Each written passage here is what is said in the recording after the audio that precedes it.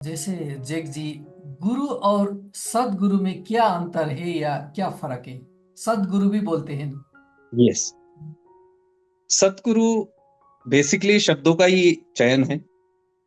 गुरु कोई भी हो सकता है। अनेकों शिक्षा गुरु है। अनेक अनेक है। जैसे जैसे हम पैदा होते हैं तभी हम कहते हैं कि हमारे माता पिता पहले प्रथम गुरु है। क्यों कहते हैं? क्योंकि उन्होंने वो भी सिखाते हैं अपने को कि अपना देखभाल कैसे करें, हम चले कैसे, बोले कैसे, वो सब हेल्प करते हैं कोई चीज में।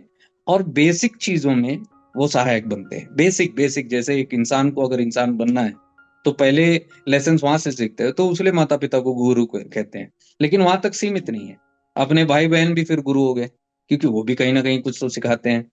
फिर धीरे धीरे के जाके हमारे स्कूल के जो टीचर्स है वो भी गुरु है। यूनिवर्सिटी के टीचर्स वो भी है। ट्यूशन टीचर्स वो भी है।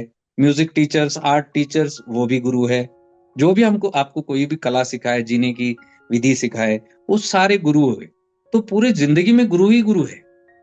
कोई ऐसा नहीं है कि गुरु नहीं है। एक अनजान व्यक्ति भी आके आपको सिखा सकता है, वो भी गुरु जैसा ही है।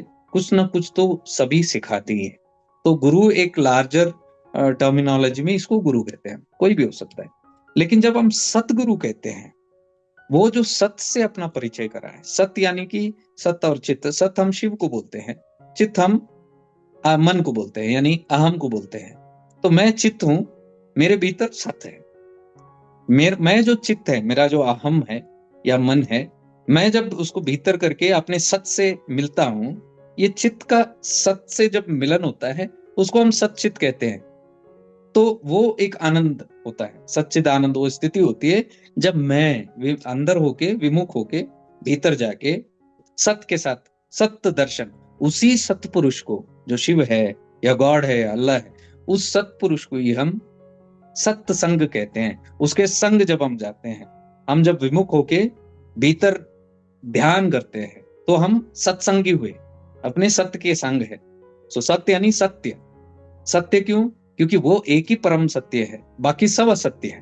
क्योंकि वो कभी आता नहीं, कभी जाता नहीं। उसका जन्म नहीं, उसका मृत्यु नहीं, वो हमेशा से था, शाश्वत है और हमेशा रहेगा।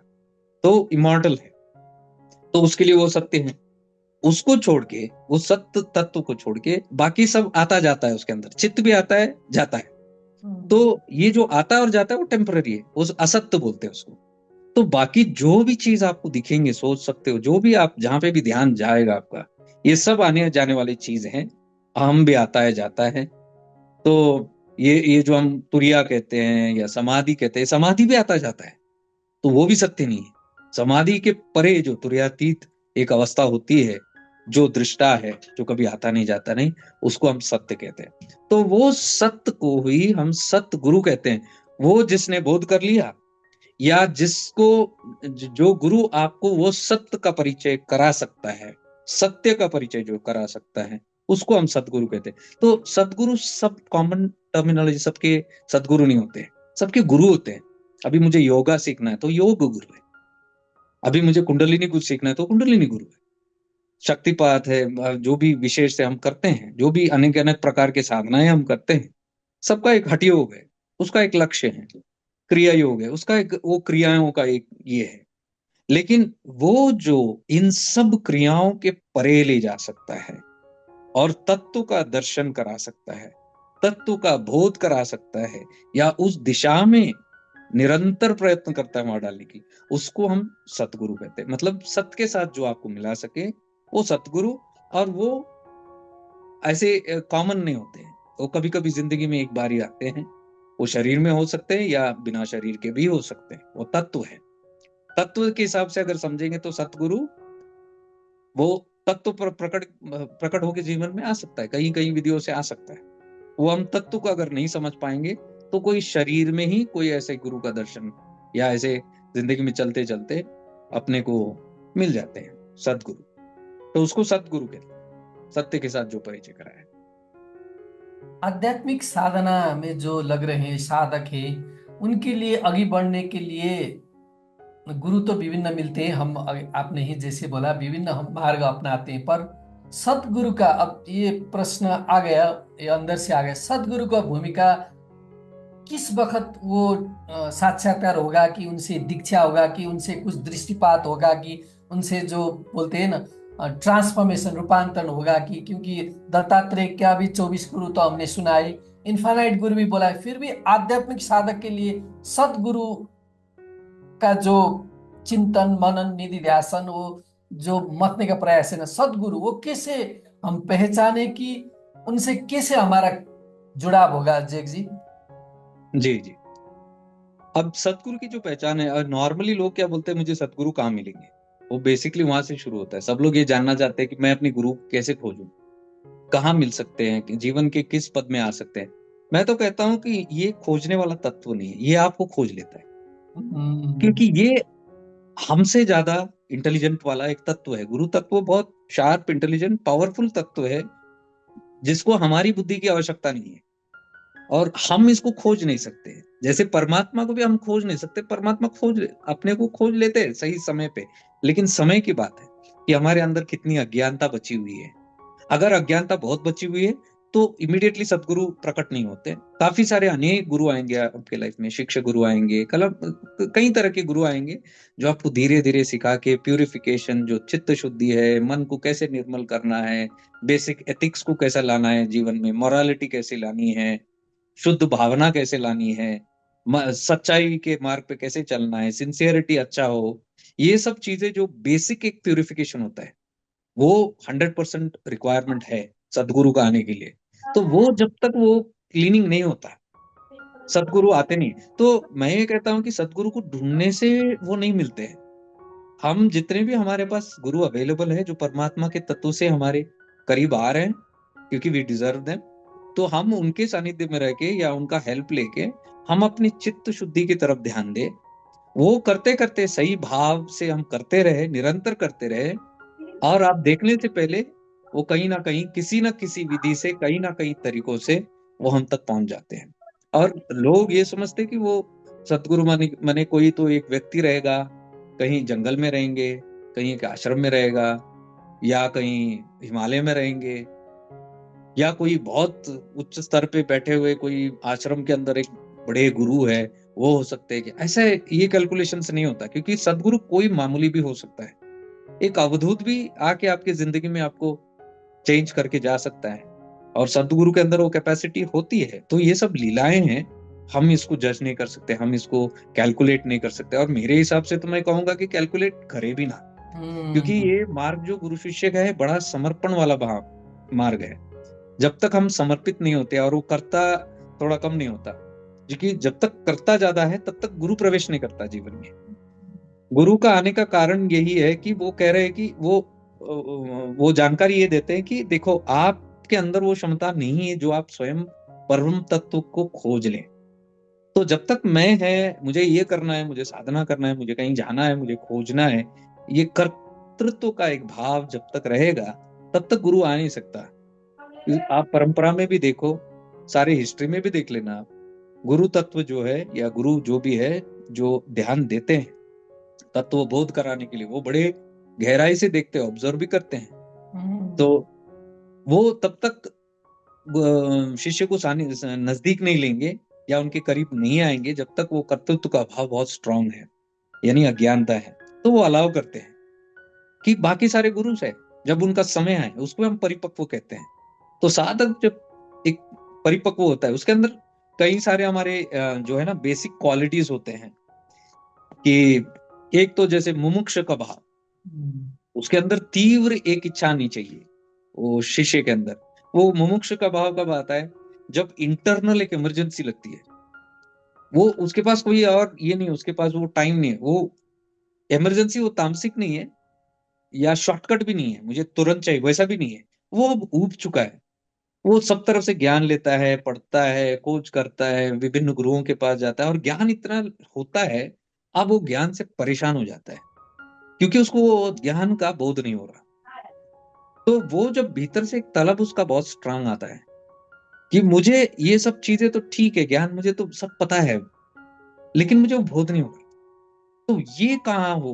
तो भीतर से ही जब एक तड़प आती है साधक के अंदर, और वो निरंतर एक तड़प निकलती है, उसको हम मुमुक्षुत्व कहते हैं, और इनर इमरजेंसी कहता हूं मैं इसको। इनर बहुत गहराई थे, एक इमरजेंसी जैसे होती है, एक तलब होती है, वो व्याकुल रहता है, उसको मिलना रहता है। और वो छोटा मोटा व्याकुलता भी नहीं है, बहुत गहराई से, मतलब वो सब कुछ त्याग भी कर सकता है, उसके अंदर कोई ये नहीं है, कंडीशंस नहीं होता, उसको बस वो तत्व चाहिए, वो मुमुक्ष तत्व। एक एलिजिबिलिटी है जो हम कहते हैं ना कि अ, तैयार है सदगुरु आने के लिए।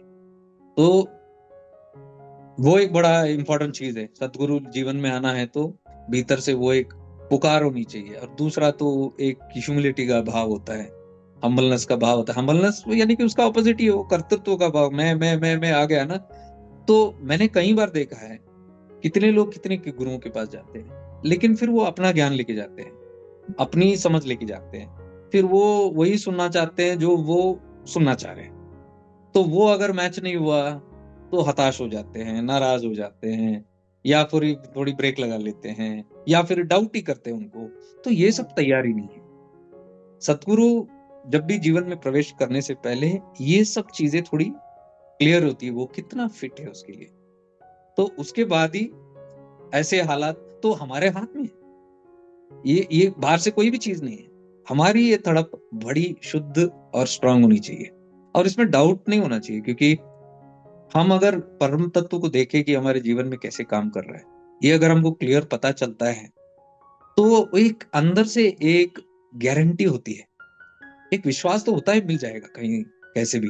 वो भले ही मेरे तरीके से ना आए, या जब भी मिलना आएगा, और वो कोई भी रूप में हो सकता है। ऐसा नहीं कि मैं एक व्यक्ति विशेष, कोई छड़ी लेके आ रहा है या कोई तिलक लगा के आ रहा है, ऐसे कोई मेरे अंदर कोई अपेक्षा नहीं होती है। आई एम सो सरेंडर्ड कि जिस रूप में भी आए मैं तैयार हूं। उस समय में साधक के चित्त के हिसाब से, उसके जो प्रकृति है, प्रकृति के हिसाब से उसके अंदर बड़े एट्रीब्यूट्स होते हैं, उसलिए अलग अलग तरीके के गुरु प्रेजेंट करते हैं, सबको एक जैसा ही नहीं आता। उसके कर्म के हिसाब से, उसका नेचर के हिसाब से, उसकी तैयारी के हिसाब से, कौन सी तरीके से वो बेहतर समझ सकेंगे, उस प्रकार से अलग अलग तरीके से सदगुरु प्रकट हो सकते हैं। तो ये निर्धारित नहीं है, कभी भी चेंज हो सकता है, परम्यूटेशन एंड कॉम्बिनेशन हमारे फ्रीक्वेंसी के अलाइनमेंट के हिसाब से। कभी कभी शरीर रूप छोड़िए, कभी कभी वो तत्व रूप में ही आते हैं, क्योंकि सदगुरु यानी ये तत्व, यानी कि ये गुरु शरीर रूप में भी है। और जैसे हमारे एक एस्ट्रल वर्ल्ड है, सूक्ष्म जगत है, सूक्ष्म जगत में भी गुरु मंडल है। तो ये वो शरीर है जिसके साथ सब गुरुओं के सूक्ष्म शरीर है, इनके फिजिकल स्थूल शरीर नहीं है। ये कभी कभी गुरु होए रहते हैं, दुनिया में रहे रहते हैं शरीर में, लेकिन शरीर त्यागने के बाद सूक्ष्म जगत में सूक्ष्म तरीके से रहते हैं। उनका काम वही है कि सूक्ष्म लेवल पे जो तैयारी हो जाए, जो उनको सूक्ष्म लेवल से कनेक्ट कर सकते हैं, वो उनके लिए रेडी है। लेकिन जो फिजिकल लेवल पे वो कनेक्ट नहीं कर पाते उनके साथ, वो फिजिकल गुरुओं के साथ कनेक्ट करते हैं। तो कभी कभी लोग फिजिकलिटी में ढूंढते हैं, फिजिकलिटी में, फिजिकलिटी में ही ढूंढना मतलब आपने उस संभावना को कट कर दिया, आप उसके लिए एलिजिबल नहीं है। तो मैं कह रहा हूँ ओपन रहे तो बहुत ही अच्छा, सूक्ष्म हो, फिजिकल हो, हम कंडीशंस नहीं लगाते। हमको गुरु यानी कि कौन, ये जो मेरे मन की विडंबना है, ये जो मन के अंदर जो अज्ञानता है, या ऐसे डीप रूटेड चीज है जो मैं स्वयं निकाल नहीं पा रहा हूँ, स्वयं मुझे मार्गदर्शन नहीं मिल रहा, मुझे क्लैरिटी नहीं मिल रही कि किस दिशा में क्या करना है। मैं केवल प्रार्थना करके बोल रहा हूँ कि परम तत्व मेरी सहायता करो, आप मेरी सहायता करो। वो गुरु की पुकार है। वो इस प्रकार से उस प्रकार से हम कुछ नहीं बोल रहे, वो तत्व को हम प्रेयर कर रहे हैं, उस पर मेडिटेट कर रहे हैं। तो हमारे हिसाब से अगर हम उच्च के लेवल के हुए, हो सकते, वो भी हो सकते हैं, सूक्ष्म लेवल के भी हो सकते हैं, तो सूक्ष्म लेवल से वो प्रकट होते हैं। सूक्ष्म लेवल से कैसे?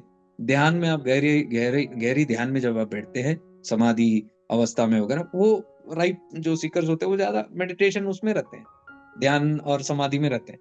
तो वहां पे अनुभव होना शुरू हो जाता है। वहां कहीं कहीं कभी कभी दृष्टांत भी हो जाता है, विजुअलाइजेशन हो जाती है, कभी कभी स्वप्न में आते हैं।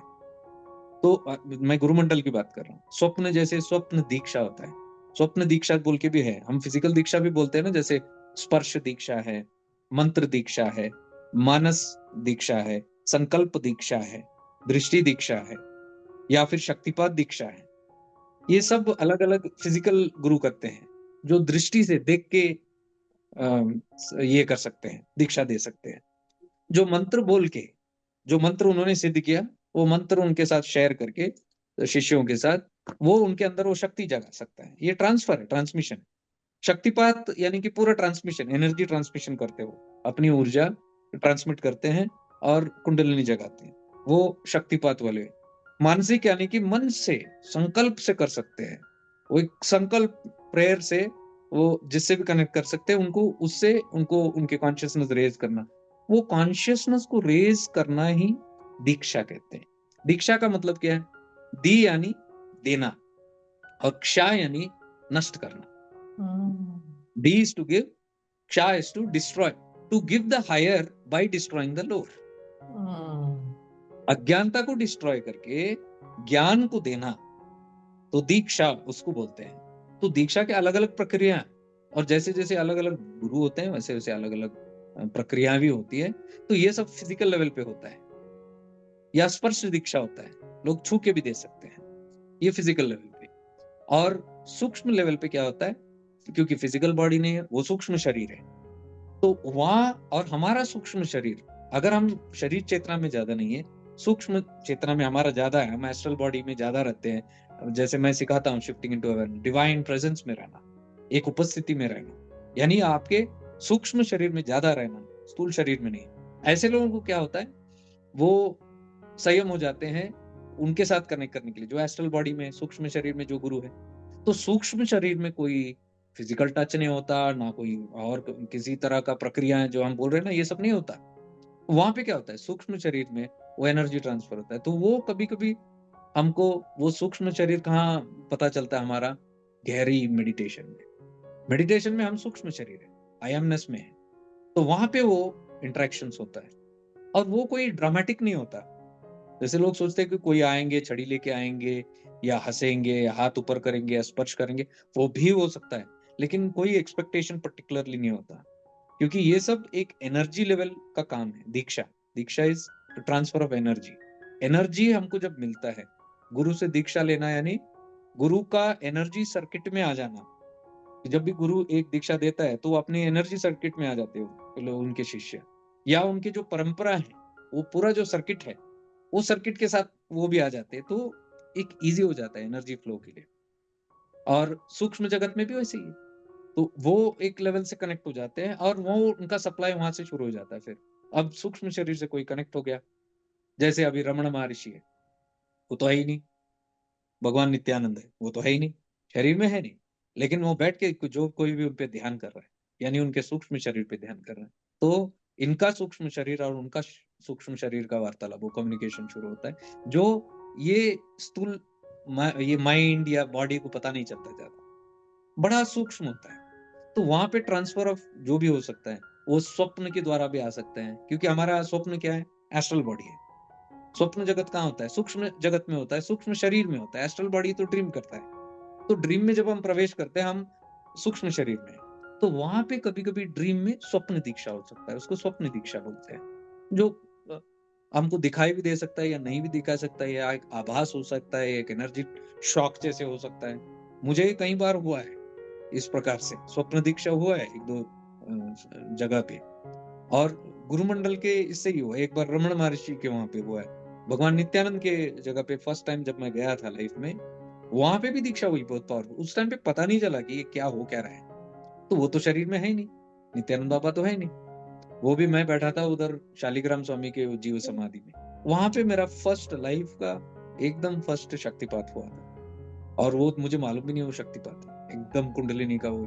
तो वहां पे कोई दिखाई नहीं दिया मुझे, लेकिन इतनी पावरफुल थी वो, मेरा हिल गया, मैं पूरा 180 डिग्री चेंज हो गया, उसके बाद मेरा सोच ही चेंज हो गया, और ये मैं नहीं कर सकता, मुझे मालूम है। तो गणेशपुरी में एंट्री किया, एक अज्ञान तरह से निकला कुछ और होके, तो वो कौन कर सकता है, तो वो सूक्ष्म शरीर में ही होता है वो सब, वो मैंने अनुभव किया।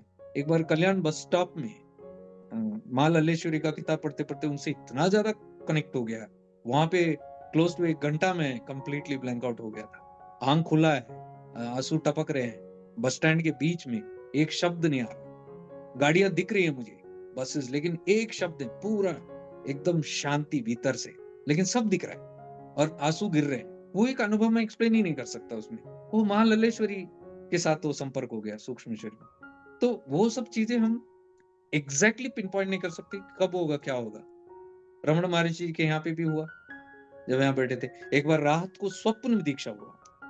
स्वप्न हम्म। दीक्षा नहीं, ऐसे ही सोया था मैं, एक गुरु है जिनका नाम नहीं लेना चारा में, वो अपियर हुए और वो एक आग लगा के कई सारे शिष्य बैठे थे, वो भी बैठे थे। मैं स्वप्न देख रहा कि मैं उनके पीछे बैठा और हल्के से मेरा पैर लगा उनको।